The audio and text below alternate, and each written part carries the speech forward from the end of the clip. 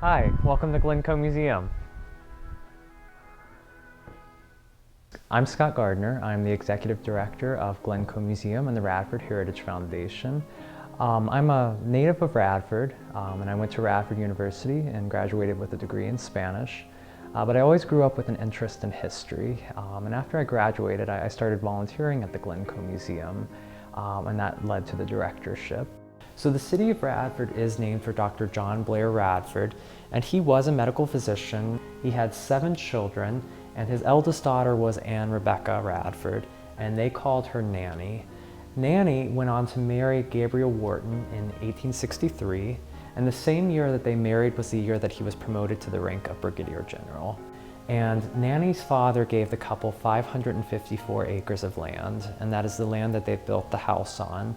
And its location is very prominent. It was built facing the railroad bridge. In the 19th century, the parlor was a very important space for a family like the Whartons. This room was about showing the world who you were, and you wanted to reflect your level of wealth, culture, and knowledge. And one of the most important objects in the parlor was the piano. In front of the fireplace in the parlor, we have a fire screen set up. The fire screen would have blocked the lady's face from the heat of the fire. And we have it set up with the lady's chair. A lady's chair is a more petite version of the chair. It also is designed without arms. That would have allowed the skirts to flow out over the sides. It would have also prevented the lady from resting her arms on the arms of a chair. When the Whartons lived here, this room would have been a library and would have had bookcases lining the walls, but today it's set up as a second parlor. The library was an important spot in the house for men to gather, and they would have gathered to discuss business and politics, and General Wharton was no stranger to those after the war years.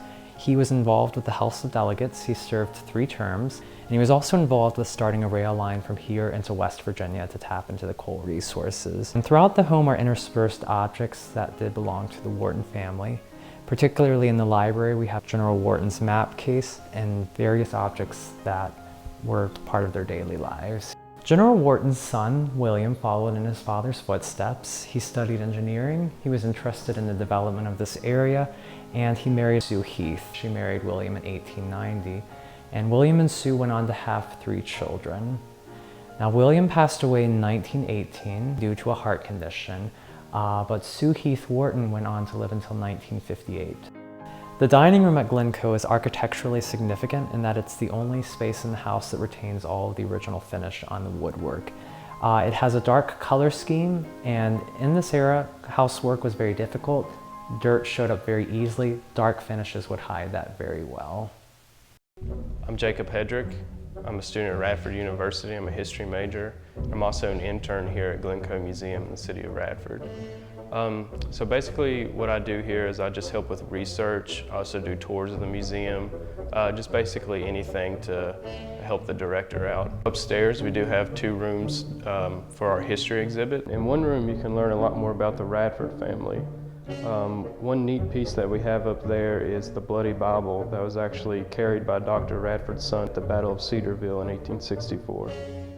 In the other exhibit room, people can learn more about the history of the area, everywhere from Native American times up through the settlement of the area and the railroad that came through the area. In the downstairs portion of Glencoe, we have our gift shop, where we hold a variety of items ranging from books by local authors to handcrafted jewelry to children's items as well. Downstairs we also have our art gallery where we display the works of a local artist every 1 to 2 months.